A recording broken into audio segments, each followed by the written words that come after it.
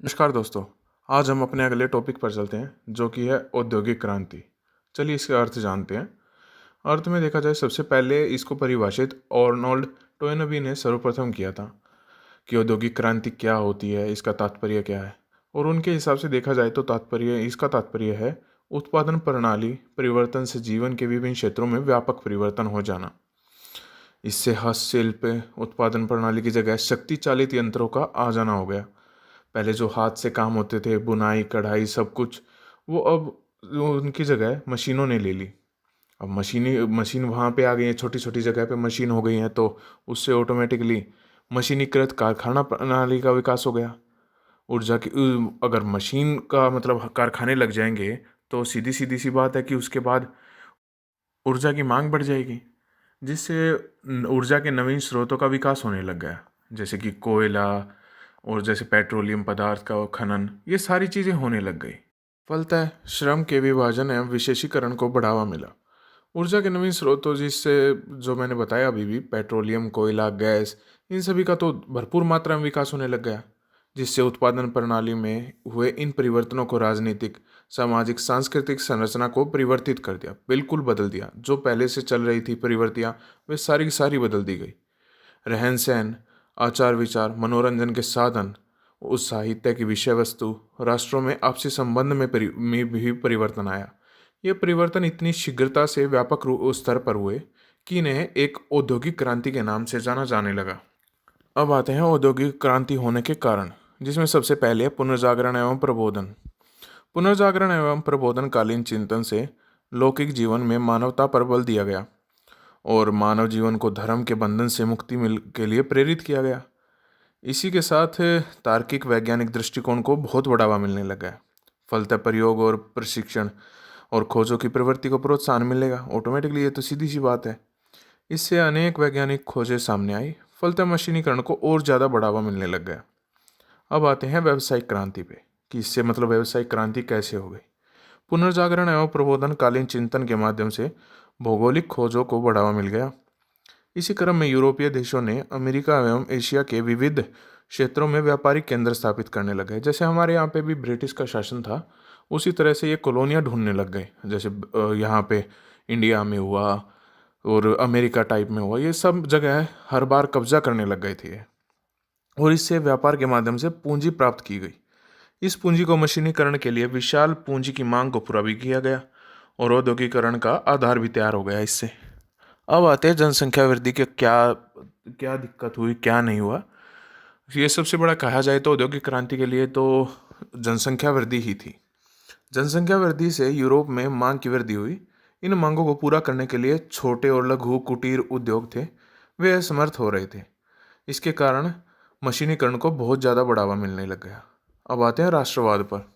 राष्ट्रवाद वैज्ञानिक तकनीकी विकास राष्ट्र के गौरव का आधार बनने लगा और इसके माध्यम से राष्ट्रों में आर्थिक हितों की पूर्ति होने लग गई। फलतः प्रत्येक राज्य के गौरव एवं सम्मान को प्राप्त करने के लिए वैज्ञानिक तकनीकी विकास पर ज़्यादा बल देने लग गए। इससे ऑटोमेटिकली सीधी सी बात है कि मशीनीकरण को बढ़ावा मिलेगा। अब आते हैं कारखाना प्रणाली पर, कि इसका विकास क्या कैसे हो गया, क्या हो गया, क्यों हुआ। औद्योगिक क्रांति से पूर्व उत्पादन की घरेलू प्रणाली मौजूद थी और कारीगरों के घर पर ही कच्चा माल पहुंचा दिया जाता था वहाँ पे।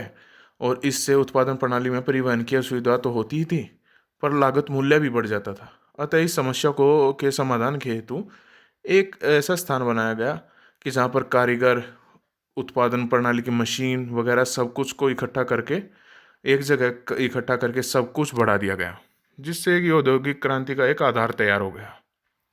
अब आते हैं सर्वप्रथम इंग्लैंड में ही औद्योगिक क्रांति क्यों हुई। सबसे पहले देखा जाए तो अनुकूल भौगोलिक अवस्थिति थी वहाँ की, क्योंकि आसपास का मौसम हुआ कुछ भी हुआ तो उसमें एक नमी की नम जलवायु थी, जिसके कारण वहाँ पे वस्त्र उद्योग का अच्छा खासा विकास होने लग गया था। तो अतः इससे औद्योगिक विकास को ऑटोमेटिकली बढ़ावा मिल गया। और इंग्लैंड के चारों ओर तो समुद्र से घिरा ही हुआ था, फलतः एक शक्तिशाली नौसेना का विकास सीधा कर पाया था और इसके बल से विभिन्न प्रकार के क्षेत्रों पर उपनिवेश स्थापित कर पाया था और उससे आर्थिक लाभ भी प्राप्त करता था। फिर आया विभिन्न बंदरगाहों की उपस्थिति। इनके पास बहुत ज़्यादा डेवलपमेंट होने की वजह से विकास दबा के हुआ, क्योंकि पैसा आने लग गया तो सीधी सी बात है कि है ना, उनके बंदरगाह भी डेवलप करने लग गए ये। अतः नौ परिवहन की सुविधा उपलब्ध हुई। इससे वस्तुओं की आवाजाही सुगमता से होने लग गई और व्यापारिक गतिविधियों को बहुत बढ़ावा मिलने लग गया। फिर इंग्लैंड स्थलीय मार्ग से अन्य यूरोपीय देशों से जुड़ा हुआ नहीं था, अतः अनावश्यक युद्धों विवादों से बचा रहा। जैसे कि हम अपने यहाँ पे भी देखते हैं, जैसे हमारा भी कह रहे हैं कि नेपाल का काला पानी का विवाद हो रखा है, जैसे पाकिस्तान के साथ है जम्मू एंड कश्मीर का। जम्मू कश्मीर हमारा हमारा भाग है, पर वो अपना बताते हैं कि हमारा है, हमारा ऐसा नहीं है, वो हमारा है। इस तरीके से वो इन विवादों से बचा रहा। इंग्लैंड इस चीज़ से सबसे दूर था। तो सीधी सी बात है, वो जो पैसा वो डिफेंस पे खर्च करना था, उसने अपने वहाँ पे विकास करना शुरू कर दिया।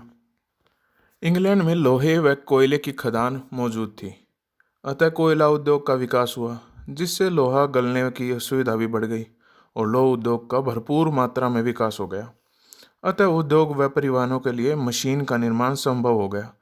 इसी क्रम में रेलवे का विकास होने लग गया। जैसे हमारे यहाँ पे सबसे पहले कहा जाए तो इंग्लैंड ने तो चलाई थी, ब्रिटेन जिसको कहते हैं हम, उन्होंने ही तो चलाई थी, जिसने औद्योगिकरण का बढ़ावा भी दिया।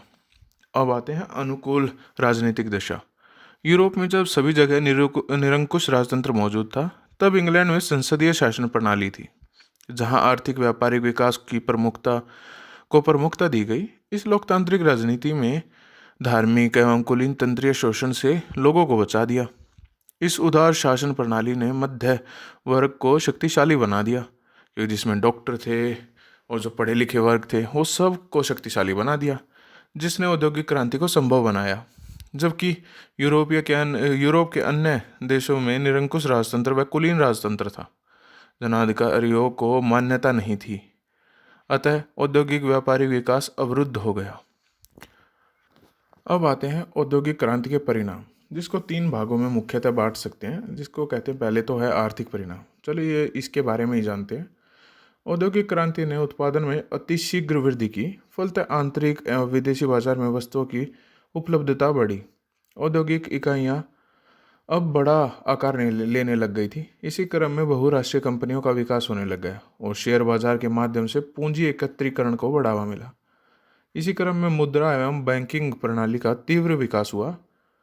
फिर मशीनीकरण ने यातायात के साधनों को तीव्र किया। अब रेलवे और हवाई जहाज़ों के विकास से परिवहन सुविधाओं में वृद्धि होने लग गई। औद्योगिक क्रांति से शहरीकरण में वृद्धि हुई। वस्तुतः उत्पादन एवं व्यापारिक केंद्रों के रूप में शहरों का विकास हुआ। आर्थिक दृष्टि से नकारात्मक प्रभाव को भी देखा जा सकता है। वस्तुतः औद्योगिक क्रांति से लघु एवं कुटीर उद्योगों का पतन हुआ, साथ ही सामाजिक आर्थिक विषमता बढ़ी।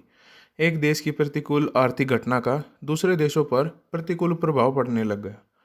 अब आते हैं दूसरी राजनीतिक परिणाम पर। औद्योगिक क्रांति ने राजनीतिक शासक को परिवर्तित किया। वस्तुतः मशीनीकरण से एक मध्यवर्ग का विकास हुआ, जिसने आर्थिक व्यापारिक विकास के लिए संवैधानिक शासन को महत्व दिया। इसी क्रम में लोकतांत्रिक सरकारों का भी गठन होने लग गया, और जिससे कि मतलब हमारे देश में भी जब सब भारत में जब 1947 में आज़ादी मिली, तो हमने भी लोकतांत्रिक सरकार का गठन किया था। औद्योगिक क्रांति से श्रमिकों का महत्व बढ़ा, अतः उनकी दशा में सुधार को लेकर श्रमिक संगठन भी बने और आंदोलन भी होने लगे, और इसी तरह श्रमिकों की गतिशीलता भी बढ़ी और उन्हें मताधिकार भी प्राप्त होने लग गए। औद्योगिक क्रांति ने राज्यों के कार्यों में भी वृद्धि की। शहरों में बढ़ती भीड़ ने यातायात प्रबंधन, नगरों का व्यवस्थित विकास, कानून व्यवस्था को बनाए रखने के लिए तथा पेयजल, ऊर्जा सुरक्षा सुनिश्चित करने जैसे कार्यों के लिए सरकार को विवश किया। तो साथ ही श्रमिकों की दशा सुधारने के लिए, बाल श्रम की समस्या को और समाप्त करने के लिए, महिलाओं की कार्य दशा को बेहतर बनाने के लिए राज्यों को कानून निर्माण हेतु बाध्य किया। अतः राज्यों के कार्यों में गतिशीलता आई। इसी क्रम में कल्याणकारी राज्य की अवधारणा भी सामने आई। अब आते हैं अपने तीसरे उस पर, जो कि है सामाजिक सांस्कृतिक परिणाम। औद्योगिक क्रांति से वस्तुओं की उपलब्धता बढ़ी, फलतः जनसंख्या वृद्धि को बढ़ावा भी मिला। वस्तुतः वस्तुओं की आपूर्ति बढ़ाने एवं जीवन रक्षा दवाइयों के विकास से मृत्यु दर में कमी आई। औद्योगिक क्रांति से महिलाओं के कार्य क्षेत्र का विस्तार हुआ और अपने अधिकारों के प्रति उनमें सजगता आई। इसी क्रम में महिला अधिकारों को लेकर आंदोलन भी हुए, उन्हें मताधिकार भी मिला। इस प्रकार महिलाओं की गतिशीलता बढ़ गई। औद्योगिक क्रांति ने शिक्षा के क्षेत्र में नवीन विषयों के अध्ययन को बढ़ावा मिला। तो साथ ही औद्योगिक समाज के नवीन साधन भी विकसित हुए। इसी क्रम में रेडियो एवं फिल्म का विकास हुआ। इस दृष्टि से यहाँ भी गतिशीलता नजर आती है। साहित्य की विषय वस्तु में परिवर्तन हुआ। अब महानगरीय व जीवन एवं उससे उत्पन्न परिस्थितियों को केंद्र में रखकर रचनाएं की जाने लग गई। इसी क्रम में शोषित पीड़ित मानव को केंद्र में रखकर कहानी, उपन्यास, कविताएं लिखी गई। वस्तुतः अब राजवंशीय लेखन की जगह सामान्य जनता के दृष्टिकोण से सामाजिक आर्थिक इतिहास के लेखन पर बल दिया जाने लग गया। औद्योगिक क्रांति ने परंपरागत सामाजिक संरचना को परिवर्तित कर दिया। संयुक्त परिवार प्रणाली की जगह एकल परिवार प्रणाली को बढ़ावा मिलने लग गया, जो कि हम अपने भारत में भी देख रहे हैं कि इतना व्यापक परिवर्तन हो रहा है कि सब ये सोचते कि हम अपने माँ बाप का हम क्यों करें, काम क्यों करें, क्योंकि जबकि वे ये चीज़ नहीं सोचते थे। आप हमारी एक पिछली पीढ़ी को ही देख लीजिए, ऐसा कुछ नहीं होता था। पर हमारी जो नई पीढ़ी है वो सब कुछ चेंज करती जा रही है। चलिए इसको छोड़ते हैं, अपने विषय पर आते हैं। वस्तुतः रोजगार की तलाश में गांव से शहरों की ओर पलायन हो गया और बढ़ने लग गया। इसी क्रम में संयुक्त परिवार प्रणाली में टूटन आई। इसी दृष्टिकोण से सामाजिक गतिशीलता को भी बढ़ावा मिला। तो चलिए आज के लिए इतना ही। माफ़ कीजिए, मैंने बहुत दिन बाद वीडियो डाली है, उसके लिए। पर लाइक शेयर सब्सक्राइब कीजिएगा अगर वीडियो ठीक लगे तो। धन्यवाद।